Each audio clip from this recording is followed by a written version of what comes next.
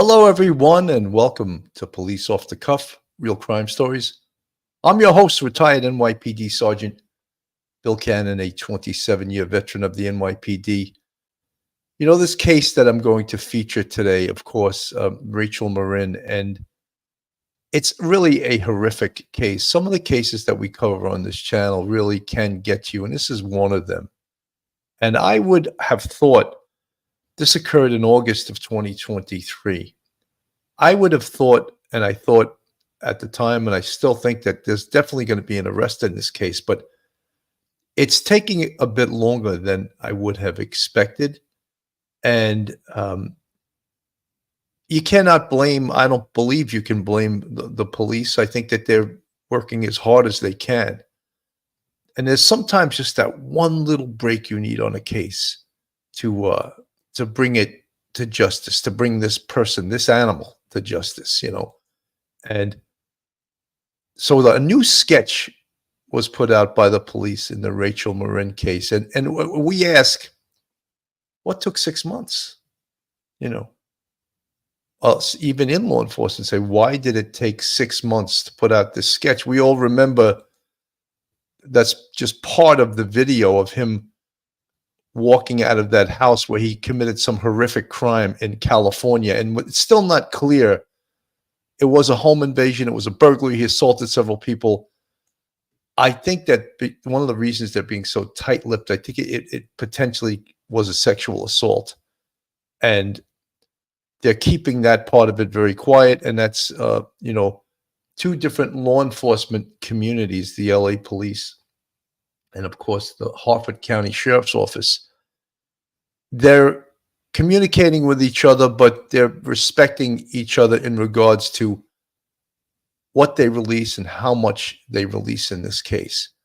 But you still, you know, we see this with a lot of cases. Sometimes police are too secretive when they can use the public as basically to assist them in getting someone identified. And this case is no different than that.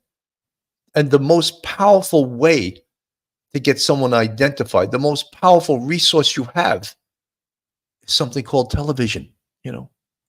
Get the damn picture out on TV. Get it out there quickly. Now you ask, why did it take so long? Well, I think, you know, obviously they wanted to get this sketch right, okay? And there's people, specifically the people in the LA crime, that saw this guy's face. He was in their house, right? They saw his face. So, of course, you're going to use them for the sketch. Another thing that was just let out very recently is the fact that they believe that this perpetrator was in Maryland for potentially a week or more before this horrific crime occurred with the murder of Rachel Morin. So they have some people that can ID him, that ID'd him. Yes, this guy was here, but so far, I don't think they put the nexus together of who was he with, where was he staying, and of course, who is he, right? Who is he? We're going to talk about the investigation today. We're going to talk about investigative checklists. Investigative checklists, no matter if you work for the Detective Bureau and the NYPD, or if you work for the Harford County Sheriff's Office, there are certain investigative steps you must take. And when you hit a dead end, guess what you do? You start all over again. And you start reading the things that you've already accomplished. And you start doing them all over again, shaking the tree, you know. And I'm going to go over some of those investigative steps that should have been done, and I'm sure most of them, I'm sure, have been done, but you can't ever take things for granted. But we're going to look into this case. And look, I want nothing more. I hope someone is watching this show and sees this savage on the screen, this picture of this savage with his Jordan hat on in this one picture. And just they also have the video of him leaving the crime scene in California. And that was one of the reasons early on in this case, I figured, oh, they're going to solve this. They got DNA, and we're going to get into that. We're going to talk a little bit about that and what that means. And I always refer, when I talk about investigation, is the science and the art of investigation. And let's mix that perfectly together where no perp will ever defeat law enforcement again, because we have the art and the science and the skill and the talent of great investigators to go after a savage like this. So guys, hold on to your hats, hold on to your seats. You're about to enter true crime from a police perspective and off the cuff. You're entering the police off the cuff zone.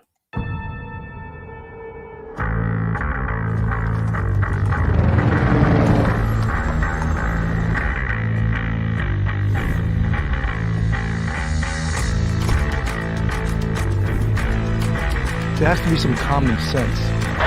Yes, sir. They have the car stopped in 10th and Ranch Michael. We still don't know who pulled the trigger.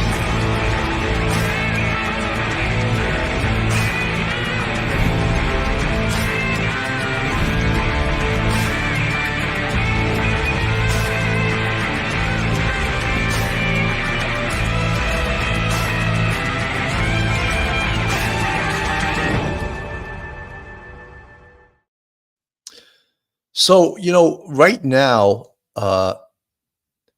here's the reward is up to $35,000.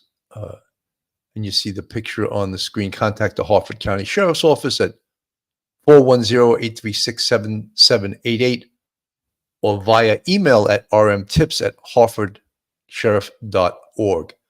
So important. But again, this sketch that's on the screen now was just released Monday, and people ask, what took so damn long? So the sketch of the suspect in the Rachel Morin murder released 6 months after mom of 5 was killed on a hiking trail that she ran every night at the same time.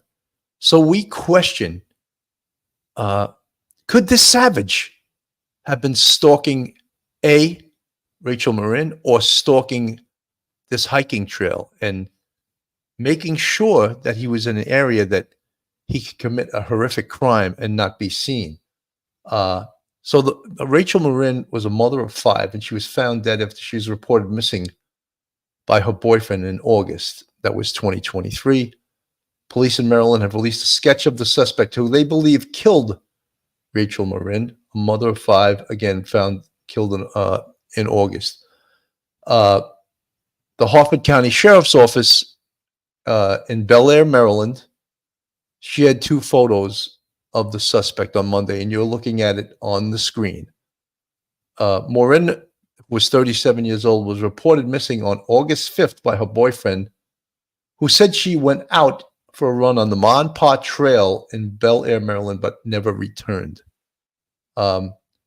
She was found dead the next day when a volunteer who joined the search party discovered her along the trail. Harford County Sheriff Jeffrey Galler said at a news conference at the time that there were plenty of indicators that left no doubt Morin was murdered. Of course, we all know that. That's nothing surprising. Shortly afterwards, the Harford County Sheriff's Office released a surveillance video on social media of the suspect, who was seen leaving a home following a home invasion in Los Angeles, California. The Los Angeles Police Department confirmed later that month that DNA obtained in the Rachel Morin murder matches that of a suspect identified in a residential burglary and assault on March 26, 2023. While he was there, in Monday's statement, the Harford police said authorities believe the suspect may have been in the area for a few days before Morin's murder. While he was there, these are some of the questions they asked. Where did he stay? Who did he speak to? Where did he work, if he did work? So all of this information is so important. The unidentified man is described as 5'9" tall, 160 pounds, 20 to 30 years old, with dark hair and a muscular frame, and is believed to be of Hispanic descent. Anyone with information, again, there's a $35,000 $1,000 reward for his identification. Now, they don't have to be reluctant about putting out the man's description, nor his race or his age, because they have DNA that identifies the guy. It absolutely identifies his ethnicity, his background. All right. So sometimes you see them pussyfooting around. Oh, we don't want to say he's Hispanic. People will say, oh, we're being prejudiced, or we're being this, being that. They 100% know his ethnicity and his makeup because they, as I said, they have his DNA. So I'm just going to speak also about some of the investigative techniques, that they should have accomplished, and I'm sure. Well, I never can say I'm sure because I didn't work the case, but we look at it on the screen here. So some of the investigative steps in this, and we talk about a canvas, and people hear that word canvas. Well, what is a canvas? Well, by this time they should have done an exhaustive canvas, right? And now back out on the street with this on a flyer that says, help us help you, and have the picture of this savage on the flyer, right? And then describe what occurred, when it occurred, and who to contact in the event that you have any information that would lead to the arrest of this guy. All right. Because it took a long time for them to come up with this sketch. The other thing is technology, and I'm sure they thought of this. How about facial recognition?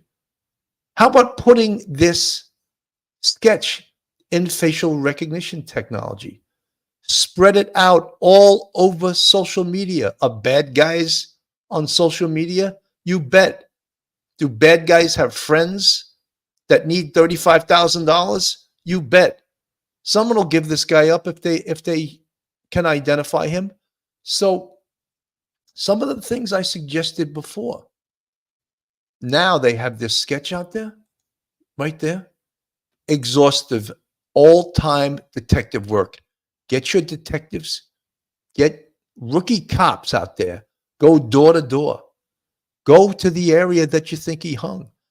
Apparently, there were people that witnessed this mope walking around in the Mon Pa Trail days before, like lurking around. So there's people that saw him. Now we talk about other investigative details. Could we do a search of DMV, say in California? That's Department of Motor Vehicle. Could this guy have a license? Well, every license that I know of in this country has a photo attached to it, doesn't it? Could we marry facial recognition technology with this sketch to the DMV database that perhaps this guy has a driver's license? The other thing that, it gets political too. How about ICE? Let's get his picture to ICE and have it run against their database. Border Patrol. How do we know this guy's here legally? He's potentially he's here illegally. All right. And he's one of these millions of people that have crossed our border illegally. I'm saying it. I'm not running for office. This could be an illegal alien, or the politically correct term they use, migrant, except he's in this country to commit crime. And he committed 2 horrific crimes in March and another one in August, and one culminating with a murder, So you have to think outside the box, right? This is the house on the screen. And of course, the picture in the inside is him exiting the house, right? And you see a hand slam that door. We've seen that video a million times. Apparently, they only had a ring camera that caught him from behind. They did not have a ring camera that caught his facial image. So they have to build it from that. However, the people in that house saw his face. So who better than to draw the sketch or to question about the features of this perpetrator than the people in that house in LA? Because we know the 2 crimes, the crime in August and the crime in March, it's the same guy. Because DNA from the crime scene in LA was compared with DNA from the crime scene in Maryland. I believe that they got his DNA from that baseball cap that apparently was left on the scene. So they have a match for the DNA. And I'm going to get to more of the science. And for you guys wondering about DNA, here we go. DNA collected, there's two types in the CODIS system. It stands for Combined DNA Index System, all right? It's the offender index. So they list crimes that when a person is convicted of a certain crime, they automatically take their DNA. Qualifying offense, a prior crime committed by the offender at arrest or conviction, DNA sample obtained from offender and stored in CODIS. So that's known as offender DNA. And the other type of DNA is forensic DNA. Forensic DNA meaning DNA that is stored in the CODIS database that has an unidentified perpetrator that is from a crime scene. So the case in California is forensic DNA because even though we see him leave the crime scene, he's not identified. They don't know who this guy is. So that forensic DNA from that home invasion in Los Angeles, California, now the DNA from the murder in Maryland goes into CODIS, which is run by the FBI, and bing, there's a hit. There's a hit. It matches a forensic DNA from a home invasion. And then they start building more evidence from that. And what do I mean building? Well, they have his video. They just don't have his face, right? They know a lot more, his height, his weight. They know all of those things. They use these witnesses to make a sketch that now is the sketch that's being used as a potential identifier. And again, I'm not going to harp upon this, but apparently the family and other people have said, what took 6 months to make a sketch of this guy? Why did this take 6 months? And there's many steps they must take now, in this case. And you see this guy on the screen. Someone knows him, right? Someone knows him. What are the chances, do you think, that this guy's been arrested before? What do you think? I think probably 100% he's been arrested before, either in this country or in the country that he came from. Because I almost guarantee, I shouldn't say that, but I would bet he's an illegal and he's here illegally. I would bet that because he's not popping up in our CODIS system other than other than forensic. He's popping up because he just committed a crime in California, right? But he's not popping up in our offender CODIS system, but just forensic, and they don't know who he is. So all of these little factors come into play, and again, get that sketch out there. Investigative things they must do. Help us. I spoke about help us, help you flyers. Use the media. You've heard us say on this show a million times, the television, radio, they can be your best friend or worst enemy. Use them to your advantage. Get this guy's sketch out there. Pump this sketch out there, both in LA, all over the country, and get it out on social media. And in Maryland, let's do a door-to-door, which apparently they are doing. Let's do a door-to-door canvas. Knock on the doors, talk to people, get out into the community. Use rookie cops if you don't have the personnel, right? I mentioned earlier, how about interviews with ICE, Immigration and Customs Enforcement? I know they've been so eviscerated because of bad policy. Let's talk to Border Patrol, Homeland Security. Let's run this picture through their database, right? Let's have some of the witnesses sit down at the databases of these organizations, ICE, of Border Patrol, and look at photos that fit this guy's description. He needs to be identified. I always speak about on these cases, always have the picture of wanted people in your interview room, no matter what your police department is. Have this picture in your interview room, because people arrested know other people that get arrested. Bad guys know other bad guys. And if there's any chance they can cut a deal for themselves, they'll rat on this guy in 2 seconds, right? So you have the picture of him in your interview room in your police station. And jails, great resources. Intelligence units in jails, in prisons. Let's talk to people. Could this guy be a gang member? There's a potential that he is, right? Let's check all these gangs. How about when a gangbanger, say from LA, is facing life in prison? You think you might cut a deal by identifying this guy? You think he might cut a deal for himself? That's part of investigation. That's how we do it, all right? That's how we investigate these crimes.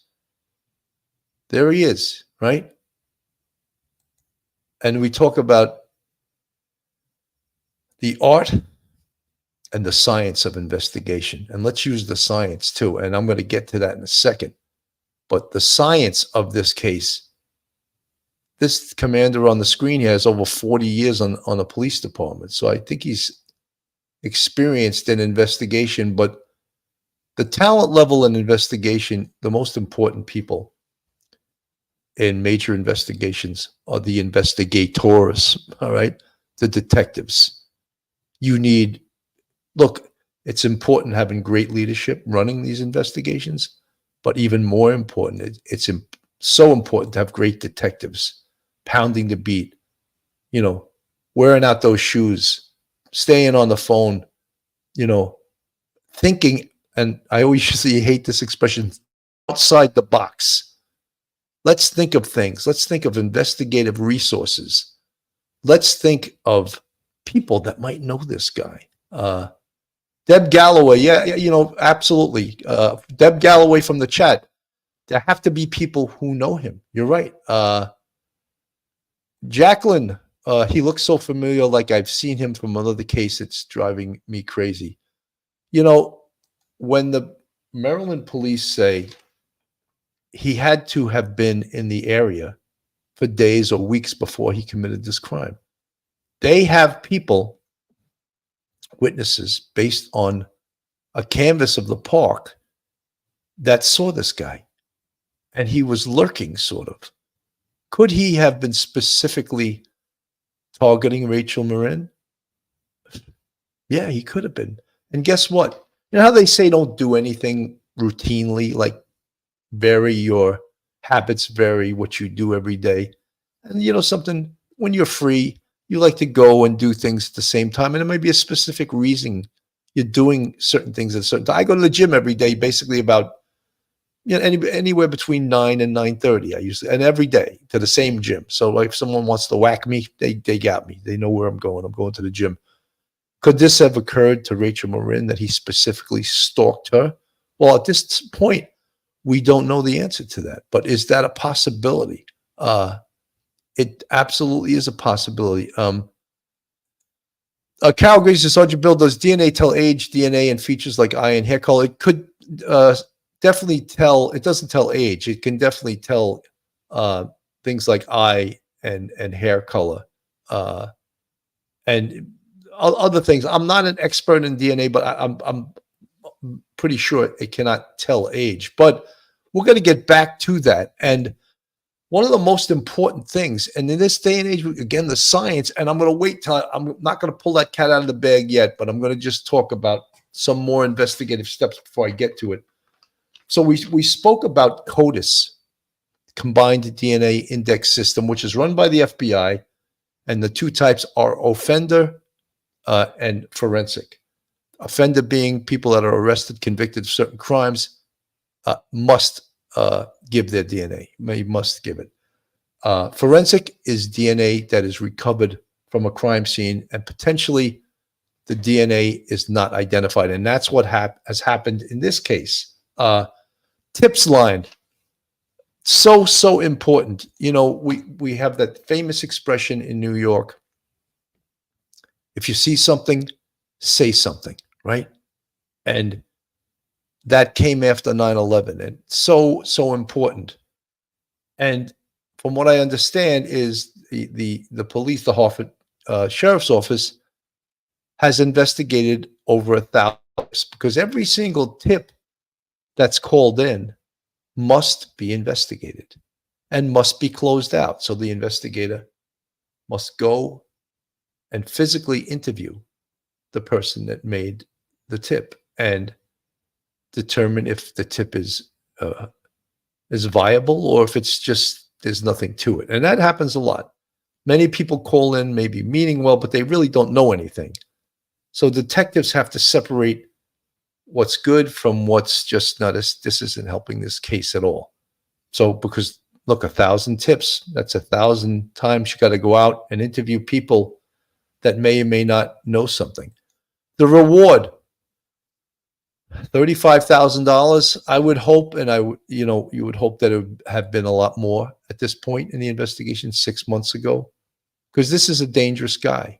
I don't think you have to be a profiler to say that this guy's going to keep committing crimes until he's caught. And what else has he done in the past that he hasn't been caught for? And all of those things are so important to recognize, because this guy's a bad guy. He's absolutely a bad guy, so the police, the pressure must be kept on. And again, new details and sketches of suspect in the Rachel Morin case. All right. The other thing is that what the Hartford Sheriff's Office must do is they must stay in constant contact with the LA police, and maybe not daily, but at least weekly, right? You got anything new on the case? Is there anything new? Because these cases are connected, aren't they? Because if LA makes an arrest on their home invasion that occurred in March, then guess what? Then this case of Rachel Morin's murder is solved too, based on the fact. So whatever they do in Maryland, they must mirror and do the exact thing in LA, because they're going after the same perp. All right. So that's something to think of. Some of you guys don't realize police have confidential informants known as CIs. All right. And sometimes they can put, in a case like this, some departments have undercovers that they can actually, or the FBI, put the undercover out there in the community. We don't know this guy's name, but they think that he was in the community for days or perhaps a week before this horrific murder occurred in August. Where was he hanging with? Could we maybe put an undercover police officer posing as, say, a migrant that just came into this area and hang around some of the centers, maybe some of the places where day laborers muster up, and see what kind of information is coming out of these locations? Confidential informants, believe it. Police departments have them. FBI has them. Wanda Courtney from California, he probably grew his hair out and grow facial hair by now to try to blend in and no one noticing. Well, Wanda, that's, the police have to be aware of that, and they are aware of that. Perpetrators frequently try to change their appearance after they have committed a crime, especially a horrific crime like this. Some gang members are ditching the tattoos, maybe body scars or no tattoos at all, way of dress, college look. Yeah, I mean, he's gonna definitely try to blend in areas that that people that look like him or don't look like him. He'll try to blend in with them, and that's one of the things that. Pauline Buckles from the chat. Bill, do you think he targeted Rachel Morin, or she was a random target? Pauline, it could be either one. He was definitely along trail, the runner's trail, that walker's trail, in an area where he was sort of secreted, where he couldn't be seen, was he specifically targeting Rachel Morin, or was he just targeting that area because he knew what he was going to do, right? Both are very possible.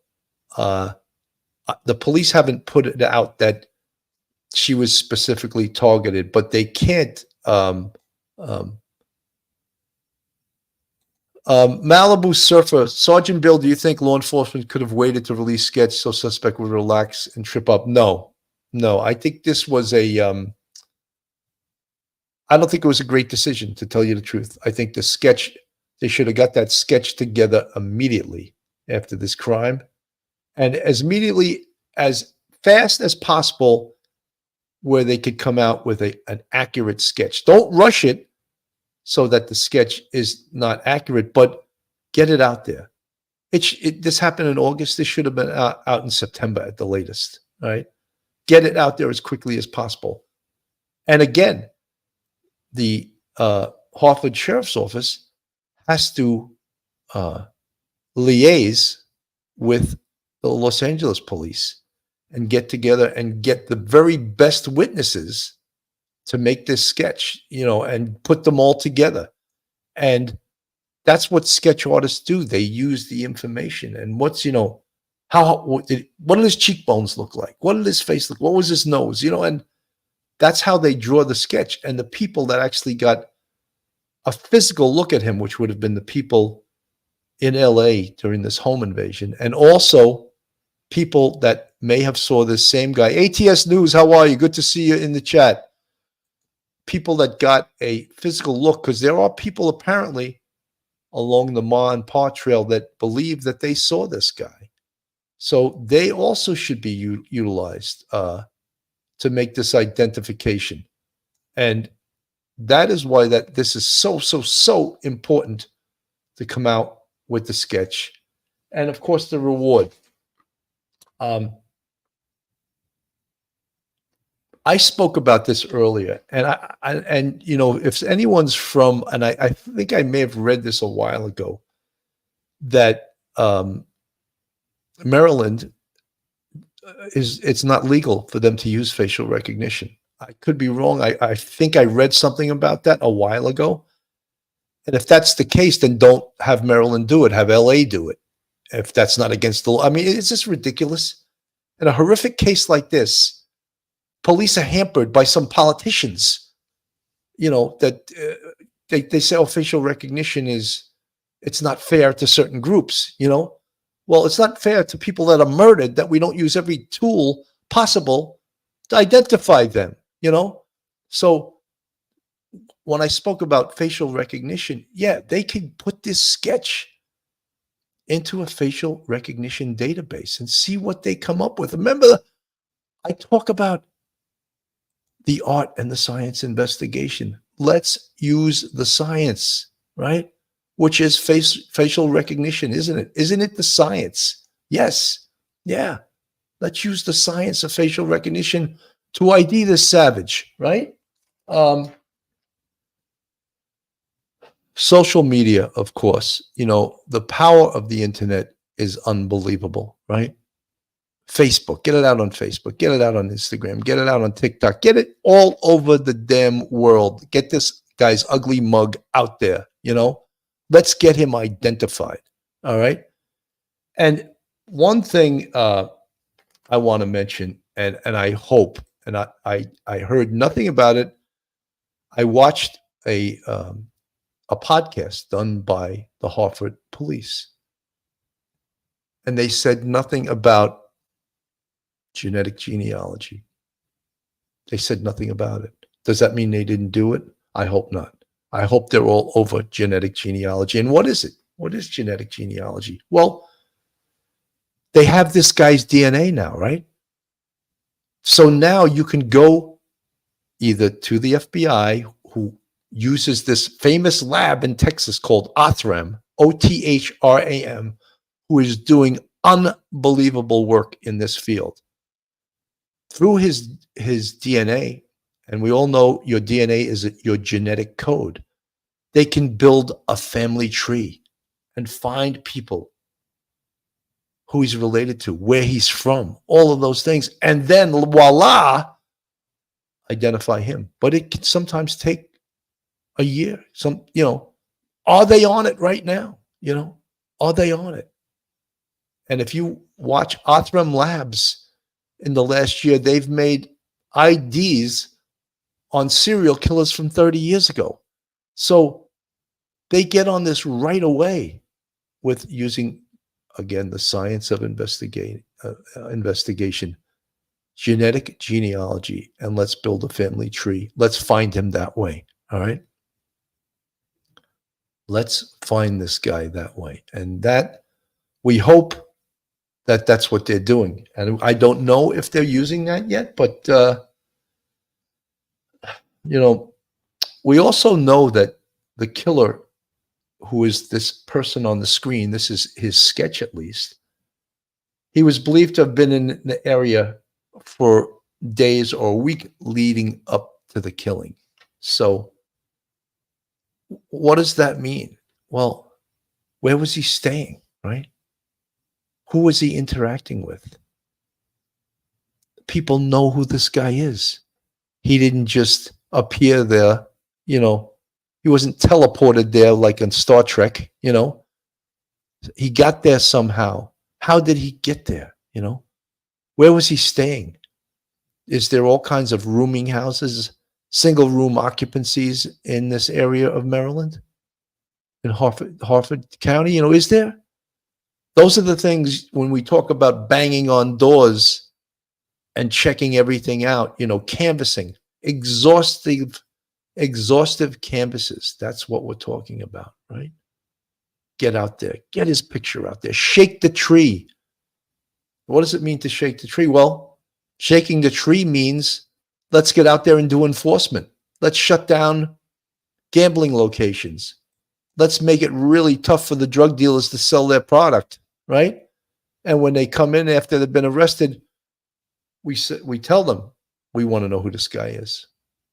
That doesn't mean we're not going to arrest you again, but maybe we'll ease up a little bit if we find out who this guy is through you, all right?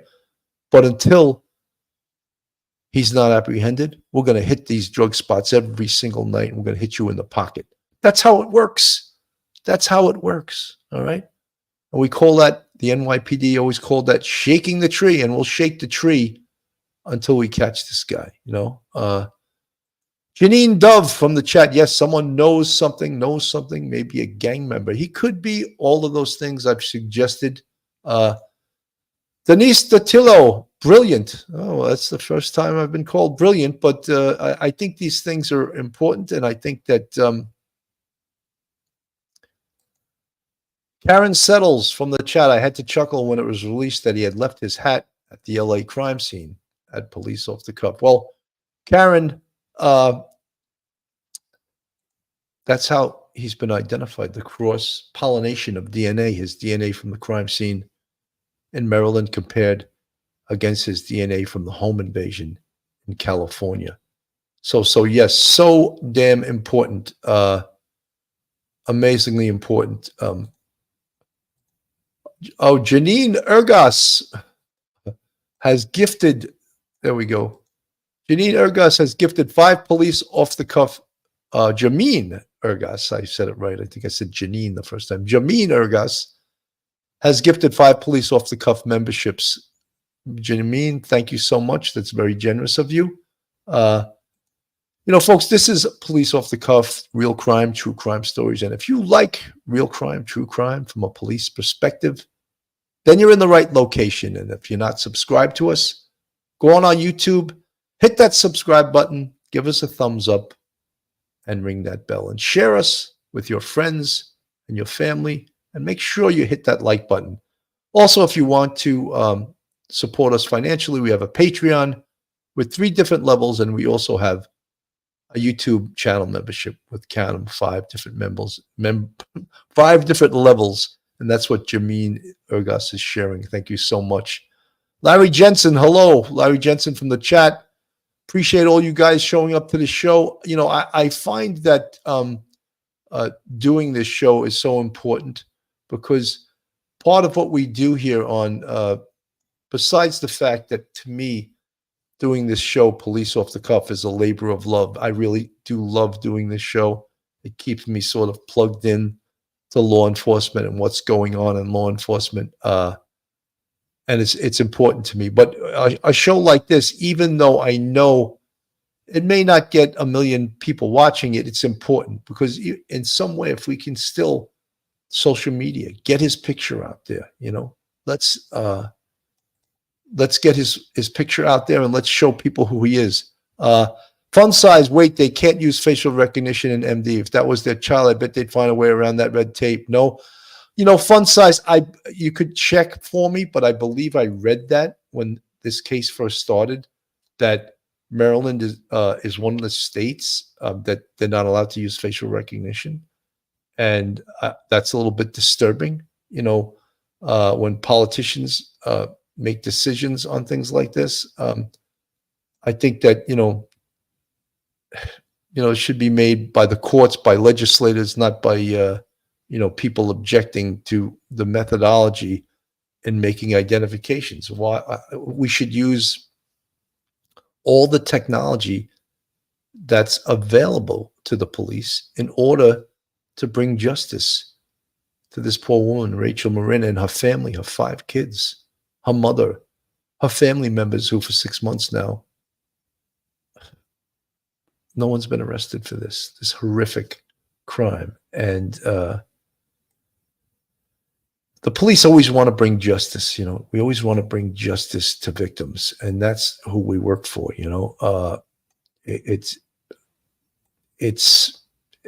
really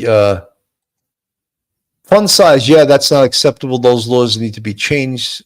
Stat, you must be a nurse. It could help identify this monster and way sooner than now, yet he's still out there. Fun size, you're right. And I mentioned, and I sincerely hope that they're using investigative genetic genealogy to come up with the name of this guy, and I think there's no doubt when you have what we've had and I'm not saying specifically that he's an illegal, but he could be. And therefore he may not be in the databases in the states where he's committed crimes, Maryland, and of course, California. Maybe he hasn't been arrested there. Maybe he's been arrested. Maybe he's from another country and is here illegally. So all those things make this a much more difficult case for the police to solve. What if MD called on the FBI? Could they use facial recognition, meaning the FBI? Yes, RN here. Good guess. Well, you used the term stat. That's a nursing term. Thank you for your service, Sergeant Bill. Well, you're very welcome. I believe the FBI, it's a federal organization, national, so I think that they could use, and look, there's 2 cases here. So if these technologies are illegal in Maryland, they can use them in California. And I hope that it's legal there in California, or else they're really shooting police in the foot everywhere. Chelsea Morgan, this is a very dangerous person. I hope and pray the police solve this soon. Everyone be safe out there. Yes, Chelsea, I think, and Chelsea Morgan from the chat just made that statement. There's people that live in this area and in California that need to be concerned that this guy has not been arrested. He's out there. He's lurking. Karen Settles, awesome that an audio podcast has been released in Spanish and with pictures. Absolutely. I mean, you got to use every single tool at your disposal. And why would you just put this out in the English-speaking community? I think you got to put it out in the Spanish-speaking community. And look, there's no doubt it's not being prejudiced. This guy's Hispanic. There's no doubt. They have his DNA. They have people that have seen him. He is Hispanic. I don't know what country he's from, but he is Hispanic. So with that in mind, yes, let's utilize the law-abiding people, the great Hispanic people in this country, who groups are some of the hardest working people in this country, And, we're not trying to be to profile someone. We know who this guy is physically. We have his DNA. You know, they can actually indict his DNA. You know, they've done that in this country, because what specifically with sex crimes in New York, there was a statute of limitations on it. I believe back when I was on the job, it was like 7 years or 10 years. And what they would do with old cases where the person was in court, they would indict the DNA profile, so the statute of limitations wouldn't apply, because he's been indicted. He's been indicted. The DNA has been indicted. That's the person. This DNA committed this rape, and he's being indicted, the DNA. So in New York, they came up with a solution to that. Again, we need to get this guy identified. We need a name. We need someone put in handcuffs, you know. Mary Michael from the chat, Sergeant Bill, would that be politicians who live in ivory towers making these decisions that affect the commoners? They look down their noses at. Well, I don't know specifically in Maryland who has made these decisions. ATS News, I like that 100%, 100% sign. It's, you know, some of, look, obviously I'm former NYPD, and some of the rules, the laws that the city council has basically handcuffed the police in New York City through these council people. Horrific. Something called the diaphragm law that makes it a crime for a police officer to put his knee in the perpetrator's back when he's attempting to get him handcuffed. They've actually prosecuted a cop for doing that. That's how I was trained. Stick your knee in the guy's back, get the cuffs on, get your knee off his back. But you can't control someone who's fighting you, who does not want to be handcuffed. And have you ever met anyone that wants to be handcuffed? I haven't, you know. So they qualified immunity, a thing of the past in New York City, right? Qualified immunity. They're trying to come up with even more things from the city council in New York City that handcuff the police. There's places in this country that don't want cops to do car stops. That's outrageous. It's outrageous. They don't want them to be able to stop motor vehicles. So what if someone's drunk and terrorizing the roads, or speeding, or driving recklessly? You don't want the police to pull them over. These are politicians, you know. When Wanda, did my other comment come through on treadmill? No, it did not come through, Wanda. Lindsay Shea, justice for Rachel Morin, 5 hearts for her 5 kids. Absolutely. That's why I'm doing this show, and I wanted to spread this savage's face all over social media, you know. And the only thing that I had wished, and many people wished, is that this was put out there earlier. Was put out there. The murder happened in August, that it was put out there in September, you know. One of the other things I just want to comment about, I think that in these investigations, many times the police want to keep so much close to the vest. And I think we've learned our lesson in some of these cases. And of course, you do not want to compromise the investigation. But sometimes the police hold back things they don't need to hold back. So what I'm going to say is release as much information to the public as possible without compromising the investigation. You know, we talk about they've done exhaustive canvases, video canvases. How did I would like to know, how did this perpetrator get into this park, this Mon Park Trail? Did he walk? Did he come in a car? They found Rachel Morin's car parked outside the trail where she parks every day. How this perpetrator, do they know? And I realize there's not video everywhere. Maybe this park, maybe it has it at the entrance. Maybe it doesn't. Video, stop sign video, not stop sign, excuse me, red light video. All of those things, exhaustive investigative details that these investigators must go through. And I appreciate what they're doing. And it's been 6 months.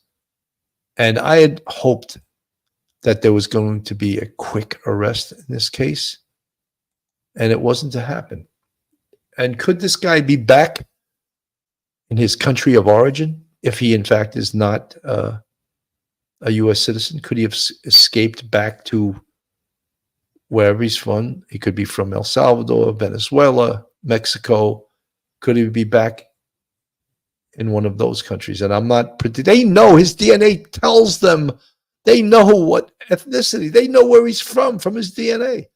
They can do a workup on that and say he's most likely this nationality. He most likely was from this area. They can do all of that with DNA. Why are they holding that back? Is that political? Is there a political reason they're holding that back? You know?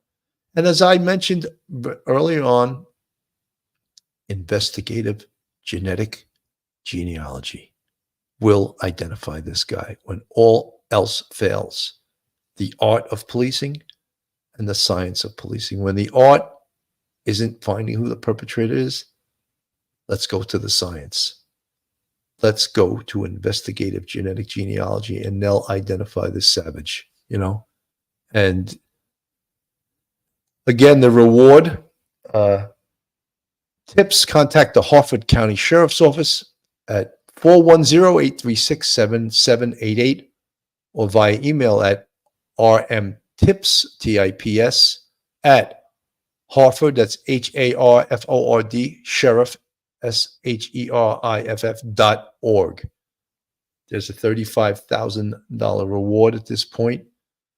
Look, we realize that the police are working very hard on this case, and we hope that the pressure is kept on, and we hope that they use every single investigative resource at their disposal, you know. And, you know, when this came out, many people were a little upset that, you know, there's the perpetrator on the left leaving that home invasion location where I had another picture on the screen. There it is. That's the home. The door to the left is the one where he's seen leaving there. And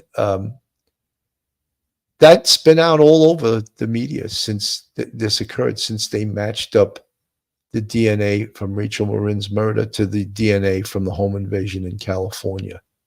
And again, this is one of the most dangerous persons, you know, the violence that this person committed. He needs to be caught, and he needed to be caught sooner than later. And right now it's, you know, over 6 months. And we're all hoping and praying that the police use every single resource available to them. And as I said, investigative genetic genealogy could be the tool in the investigative toolkit that they need to find this guy, you know. Investigative genetic genealogy, build a family tree. Let's find out who this guy is, you know.